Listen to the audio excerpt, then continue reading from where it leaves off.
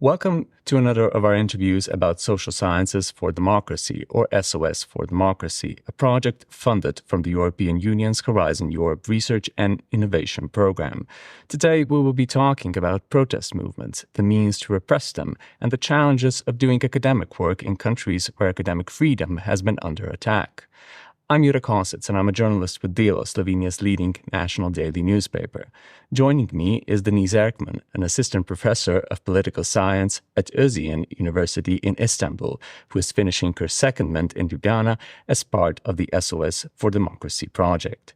Deniz, welcome. Thanks for having me here.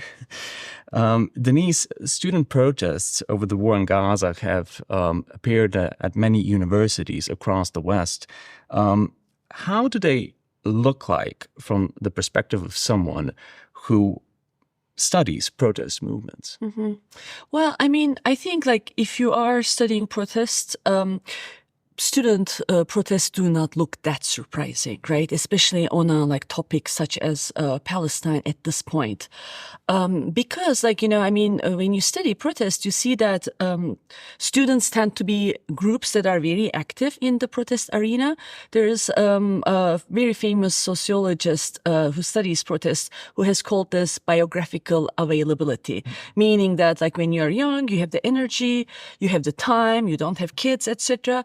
You're in the university, for example, and it's not just that you have time, but you also have the social network. So you're with other students, you talk about things, you have a network, you have friends who go to a protest, you go with them, right? Protesting is not about just the issue, but also it's about the network. Sure. You need other people who kind of push you in that direction or motivate you in a way. So that students' protest in itself is not very surprising. And think about, for example, the history of protest, the Vietnam War protests in the US, the 1968 protests, university protests in Europe, etc., and in the American campuses. So there is a history or a historical legacy of campus protests as well in the Western world that appear at very critical moments, against war, etc. So for that, I don't find it very surprising. Maybe one surprising aspect might be that it is about Palestine and that now it's such a global issue. But again, that also has a legacy. It's not the first time that the Palestinian conflict or the Palestinian issue is kind of becoming internationalized or globalized, right? It's when the PLO was active outside of Palestine in the 1970s. This was also an international issue where, for example, leftist movements, student groups in Europe, in other countries, were having these transnational connections with the Palestinian movement, and were also kind of protesting or doing other things for them. But the scale to me looks larger now. But of course, I have not seen what was going on before. But Sure. the scale to me looks more kind of widespread. And so again, maybe surprising and not surprising in different aspects. Yeah. Of course, yeah.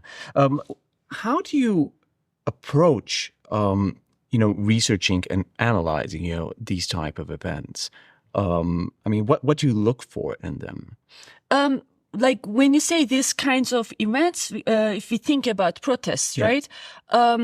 Protests have been a very key topic in both sociology and political science and in anthropology too, so in social sciences. And they tend to focus on different arenas or different themes in protests. And if you think about it, think about a protest, right? There are so many questions one can ask about it. Historically, what political science, for example, or sociology try to answer is, why are these people protesting? Because it is historically, what has been studied is bigger protest, right? Cycles of protest or social movements that seem to kind of appear out of nowhere, spontaneous, lots of people on the streets, right? And it's hard to understand because one day you don't have much going on, and the next day, think about Gezi, think about Tahrir Square, think about all these kind of big protest kind of episodes. One day there's not seem to be much, and the next day thousands of people are on the street. So there's this question like, okay, like how does this happen, right? That's one thing that people try to understand because it also has risks for people who are protesting. Generally, like, protests, the reason why they are considered so important is that they are part of contentious politics where, like, people get certain rights through struggles. So they're part of like rights struggles historically, right? And the people who tend to protest are people who are alienated from the systems, either because they don't identify with it or they don't have the means to get into the system. For example, like, like if you want to change or if you want to like say about something, like if you want to do it through elections, it's very hard. Like, you have to wait. And like, maybe you don't have the access to that system. Maybe you can't change policies. It's not that easy, right? Protests are a way of like voice for people who might not find other means of voice. So they are very important for rights struggles. But because of that, like because they challenge like the system, because they try to bring in new voices or they try to kind of get new rights, etc., they're also at the risk of repression, right? So for the people who join protests, it can be very risky. So another question, for example, that people try to answer was that, well, if it's risky, why do people do it? So like these why questions, why do they happen? Why do they participate? But also how questions, like how do people get together? How do they organize? How do they sustain a protest? Those have also been like, people have also studied that. And because again, if you think about it, collective action is hard.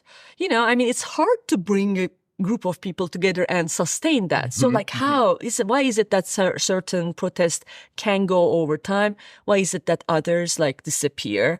Right? So that's another like type of questions, but many others, like what do people do in protests? How do they frame certain issues? Because again, very importantly, protests are not just about an issue. They also create the issue. Like they actually so it's not like there's a problem and then you protest about it, but the protesting itself frames that problem, puts it into words in a certain way, and then like spreads it to the public, right? So it brings it to the public. It creates the issue in a certain way. So like, how does it work? Like, how is this framing happening? What kind of interaction does it have with media? So like, how you study this is like, you can go from very micro to very macro. At the very micro level, like, anthropologists, etc., like they go in the protest, they spend time with protesters, like they look at all the documents and slogans and everything that is produced, right? But at the very macro level, you can look at like the numbers, how they change, like globally, nationally, like, so more quantitative way of like, understanding what's going on. Like, do they increase? On what issues do they increase? Do they decrease? When do they disappear? When do they appear again, etc.? So I don't know if this is kind of what you were going for. But. Yes. I was going exactly for this. Okay. Yeah. But I wanted to ask you specifically about your own work. I mean, do you also study the impact of protests? I don't specifically, but the studying of impact is part of the literature. Like, so whether like, it's called like whether like, protests are successful or not. But keep in mind that studying the impact is a very tricky business. Because what is like, how do we define impact or how do we define success? For example, you can look at it at the policy level, like are there policy changes or not? You can look at it at the public opinion level. Did the public opinion change at all after protests? But it might be that you don't see anything, but it still has impact, right? Because the impact might be at a very kind of like hidden level.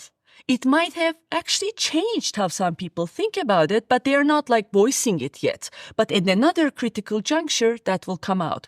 Or it might be that it changed the people who participated in the protests. And it might look like there's no effect, but over time, because those people will go on certain ways doing things, it might still change things. So the impact thing is very like tricky to study. Like you have to really define it, like what kind of impact am I talking about, etc. And again, like, it might be that you have one protest that fails. It doesn't get anything it wants to do, but it's like, motivates other protests and they get what they want.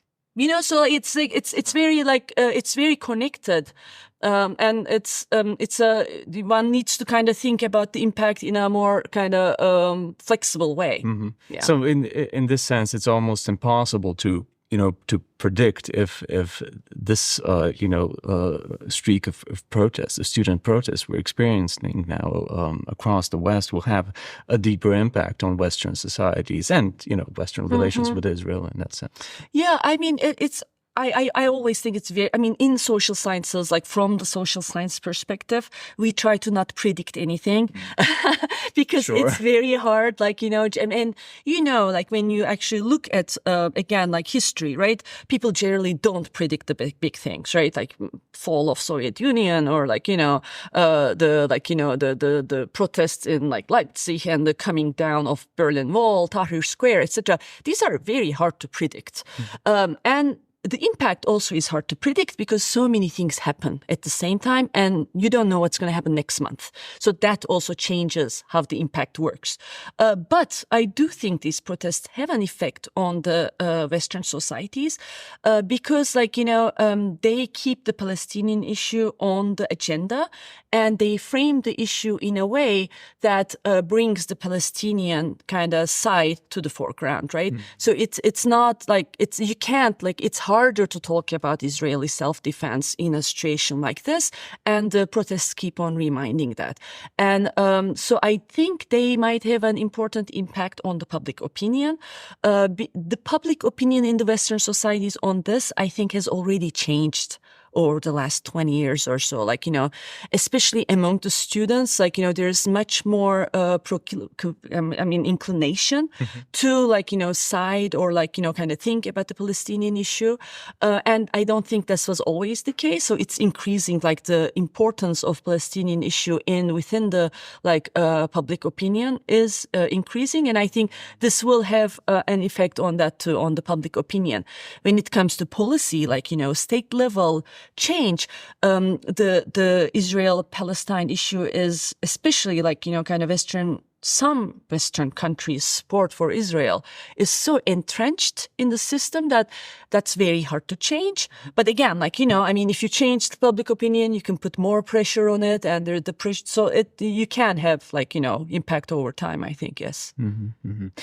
There was also a small encampment at the University of Ljubljana. What were your impressions of it? So I couldn't go to the encampment in Ljubljana because I was just traveling at that point, and it's very sad because I really wanted to go. I did talk to colleagues who have been to the encampment, and I also have some experience with other encampments. And encampments are an interesting kind of newer phenomenon that we started seeing more after 2010, newer social movements that we started seeing around 2009, 2010 and afterwards, like Occupy, Indignados, Tahrir, Arab Spring, Gezi. And so all of those had occupations of certain places and people living in those occupied spaces. And what encampments do is that I think they're very important in that they're not just about the issue, but they're also about these students or people living together and living together and talking about things and kind of creating new information, creating new styles of living in a way, right? Because I think in all of these issues, in all this protests that I mentioned, including I think also the Palestinian protests now, there is maybe the specific issue, right? You're against the authoritarian regime, you are, you want the war in Gaza to stop, etc. But there's also, I think, a very deep-seated frustration with the political system, with the way the liberal democracies of the world are functioning, with the effects of neoliberalism and how the neoliberal market and the state are enmeshed. And I think all those frustrations come out and get translated into these protests too. And these encampments are an alternative to those, right? So it's students volunteering, living together, For example, in Gezi, like, there was no money. People were like cooking together, like everything was voluntary, etc. So questioning this idea of everything is for the market, like you have to buy everything, etc. So questioning the neoliberalism too. And I think encampments are important because of that as well. So it is like, as I said, it has become more, we see it more lately. Yeah. Sure. Institutions and authorities can respond to protest in very different ways. We all know that. Also with repression. This has been a particularly common occurrence in Turkey in the past, let's say, decade or more. What type of dangers do Turkish protesters face in this sense? Yeah, I do study like repression in Turkey specifically, but before I talk about like the dangers that Turkish protesters face, I have to say, like, it's not just happening in authoritarian regimes like protest repression, right? As we have been seeing in the United States, in Germany now with like, the Palestinian, the protest over Palestine. So protest repression is something, I think, that actually like it's like sits in the, like, if you think two Venn diagrams of liberal democracies and like authoritarian regimes, it is like the protest repression kind of is an area where they overlap. Whenever there is a group in society that doesn't quite fit into like what the authorities think citizens should behave like, or who is in the hierarchies of the state and considered an enemy or a threat, then like the states actually take action against it. And that action can be quite harsh, as we have seen, like, in these protests. And, and similarly in Turkey, like historically, Turkey has been, repressing protests very regularly, but not every protest gets repressed as much as others. So like, if you are Kurdish, like the Kurdish protests get repressed more than other protests, right? Or leftist protests get repressed more than others historically. Again, as I said, this is the case in any, like, so in think about like the Black Lives Matter and how like Trump called the state troops, etc. Like they don't call state troops that easily when paramilitary groups with guns walk in the streets of United States, right? So it depends on the January 6th protests. Yeah, exactly. So it depends on who is protesting as well. But yeah, so in the Turkish case, there is a history of protest repression, but it has, I would say, to us, it looks like it has increased under the AKP regime. Under the Justice and Development Party regime, especially since after 2013 or so. It started before that, but after the Gezi protest, we have seen it increasing more. And it has worked in a particular way in that with the Gezi protests in Turkey, President Erdogan, kind of started denoting protests more as a danger to the society. And Gezi was already called an attempt to overthrow the government. And the people who were participating in it were called marauders, traitors. But there are now people who are in jail for organizing Gezi, right? I've been accused of overthrowing the government. And one of them is in life, for life. And Osman Kavala is in jail still. But anyway, what I'm saying is that, so this idea that associating protesting with illegality, associating protests with coups, associating protests with terrorism, that discursively has increased from the level top down, from the level of the president and other ministers. And so I think it has also legitimized more repression of the protests too.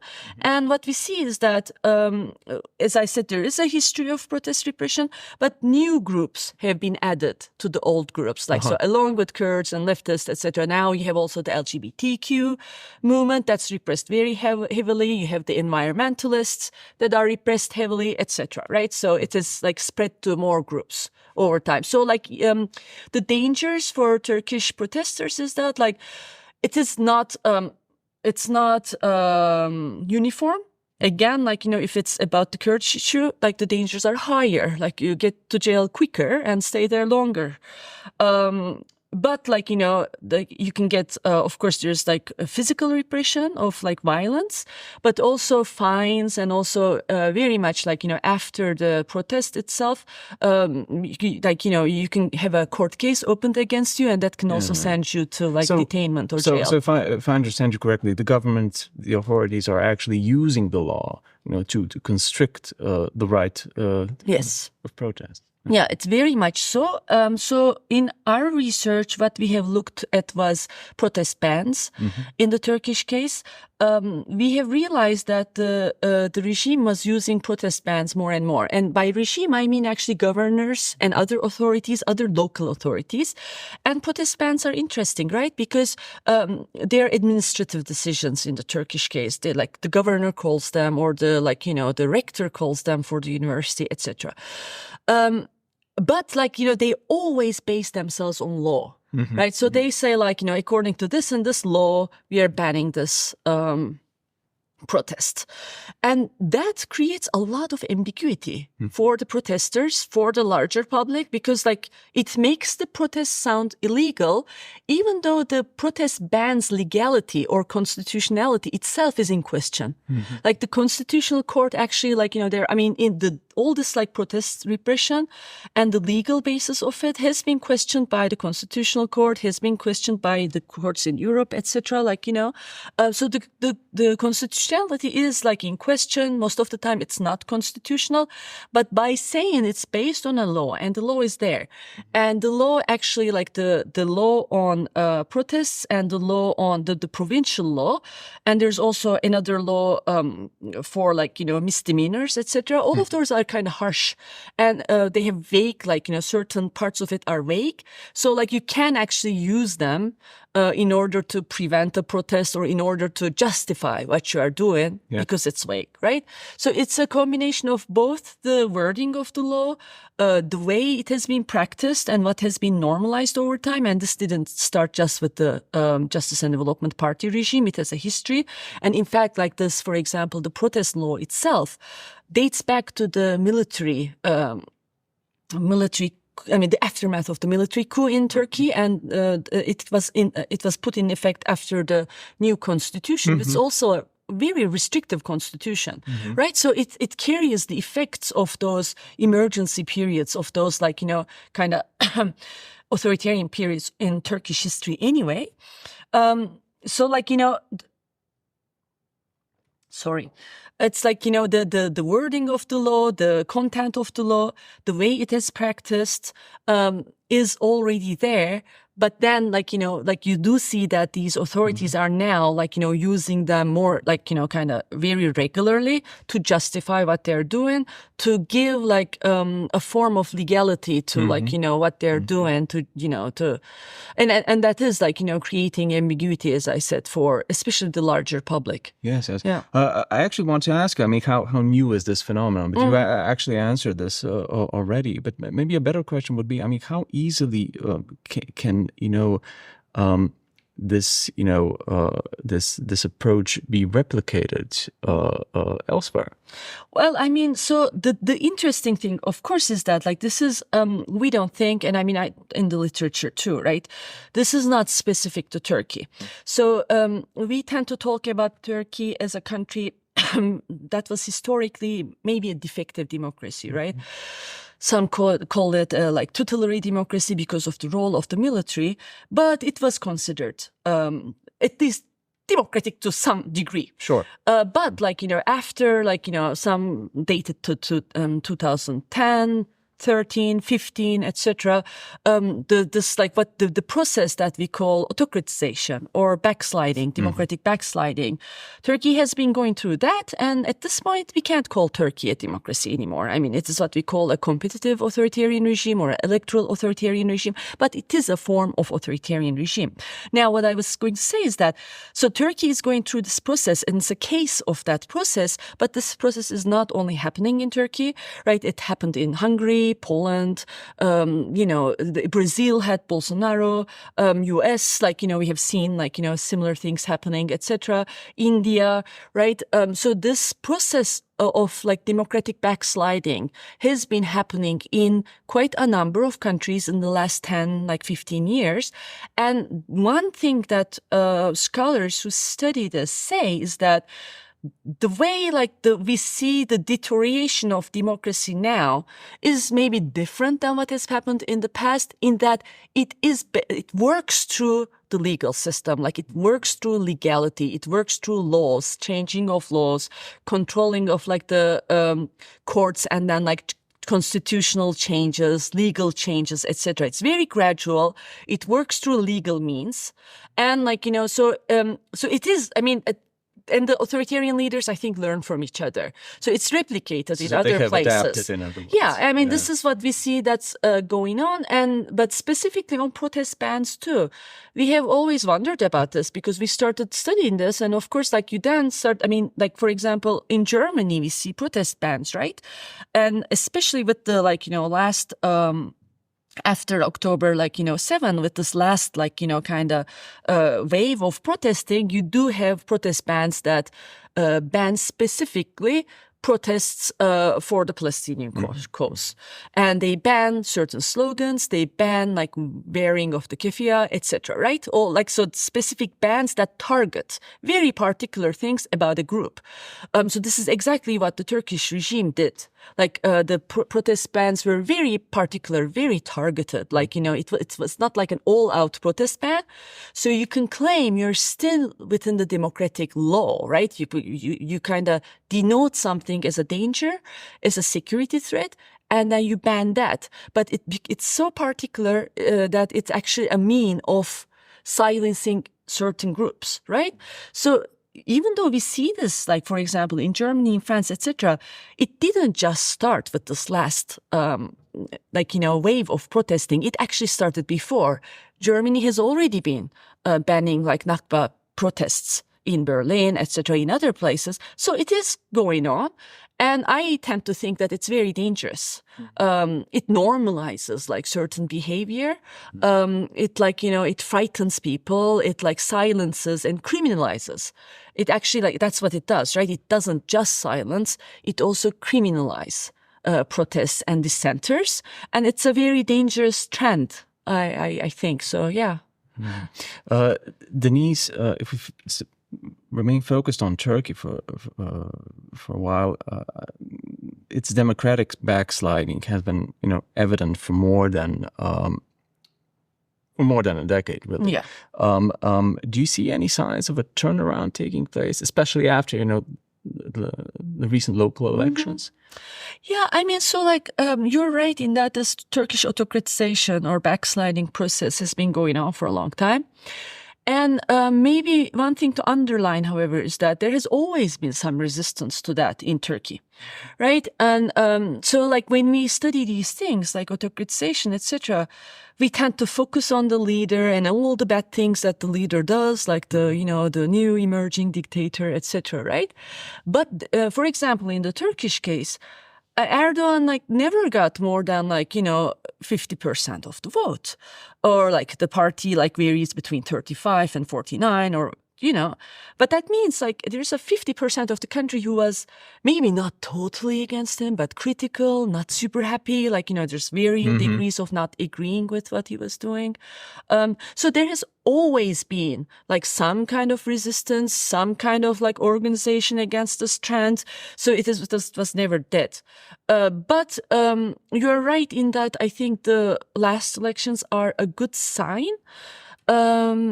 Just to kind of for the people who are listening to this, the 31st March 2024 elections was the first election in near history, in the history of the Justice and Development parties running an election, that it came as the second party.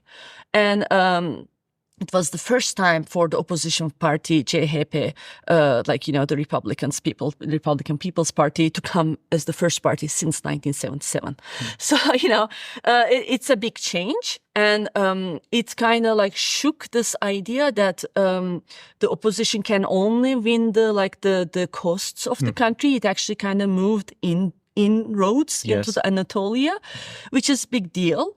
So it's a very positive development, I think, because it shows that the voters are not very calcified.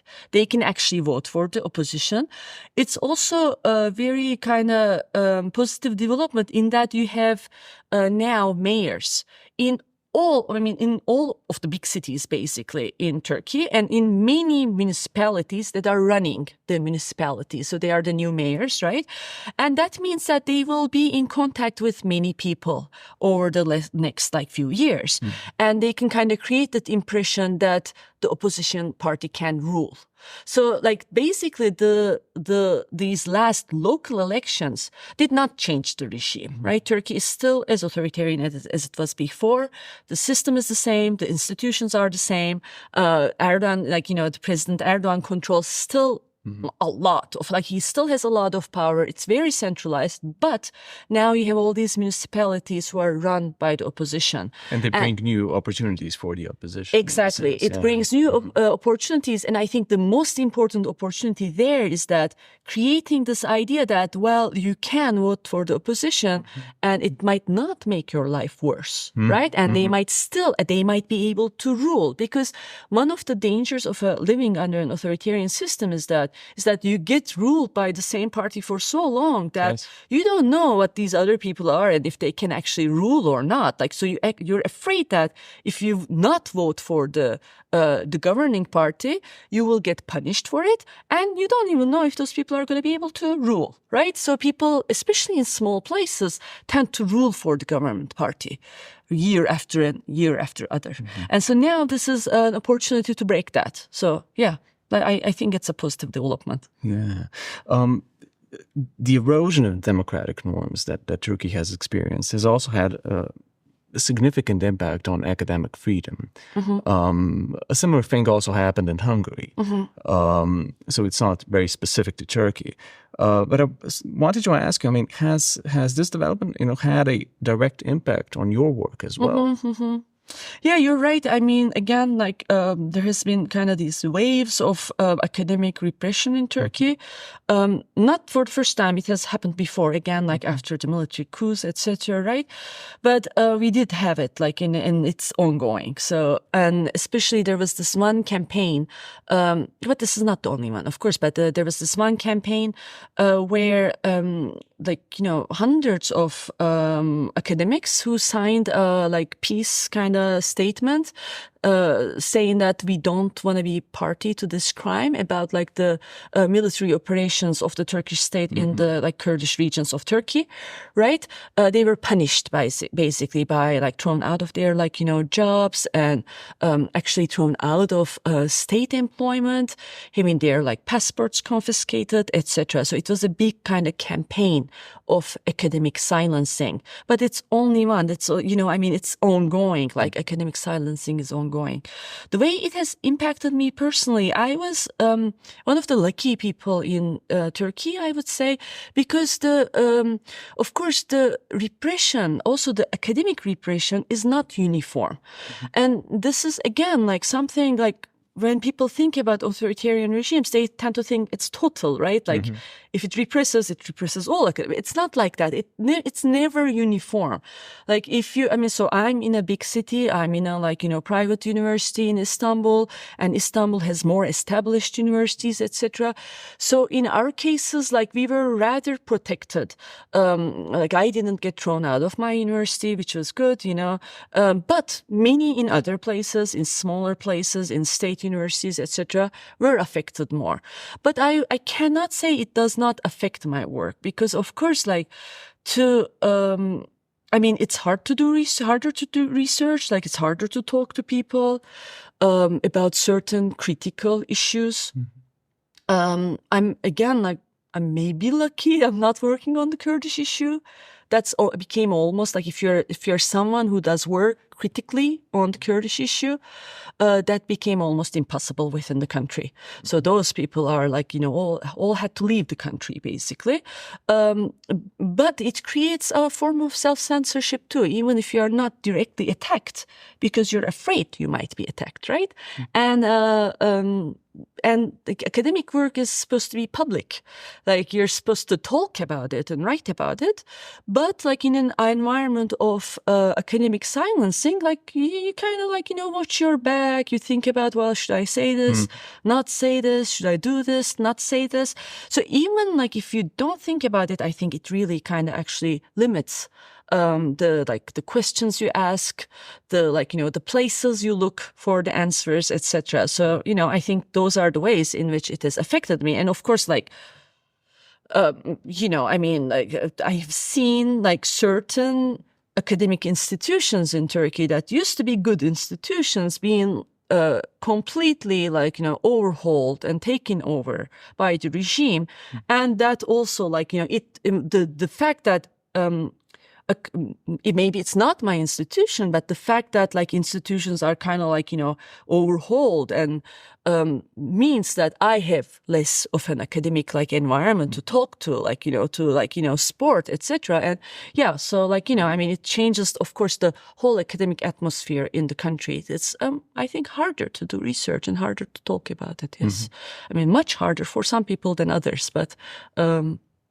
Yeah, I don't know if you want more, about that. No. But I just wanted to add. I mean, in a way, it seems that for authoritarian regimes, universities are in a way easy targets. Why do you think that is? Yeah, easy and not easy, maybe in certain ways. Like I think they're like an open target, right? Of course, authoritarian regimes want to silence critics, silence the opposition. And they tend to do this via repression, via legal means, by criminalizing them, etc., right? So they do this with critical civil society, with critical parties, critical unions, etc. And academics, and academic institutions are part of that.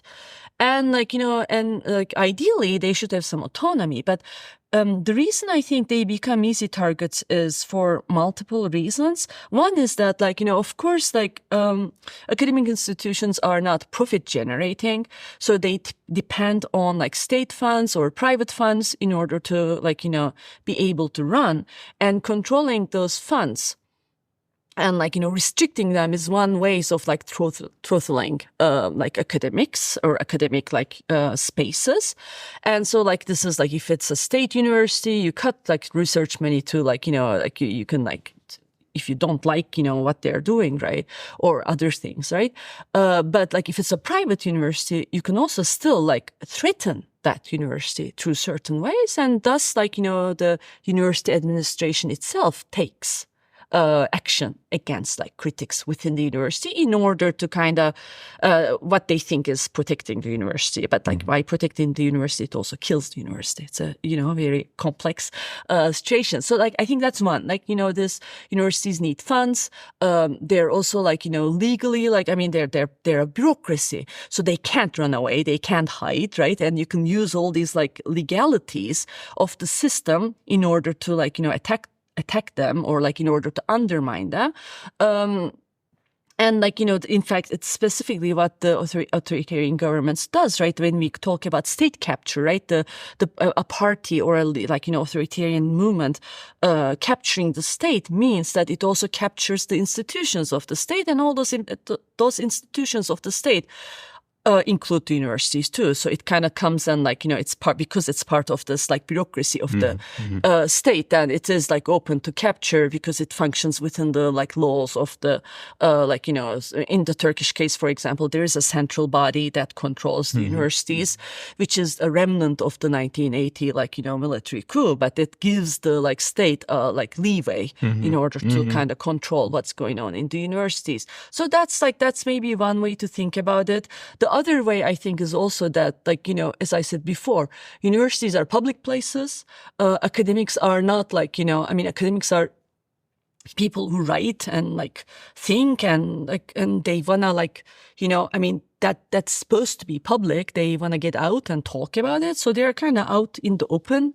They have to publish what they're thinking, so it's basically, it's kind of like, hey, here I am. I'm like, I'm actually thinking critically about this.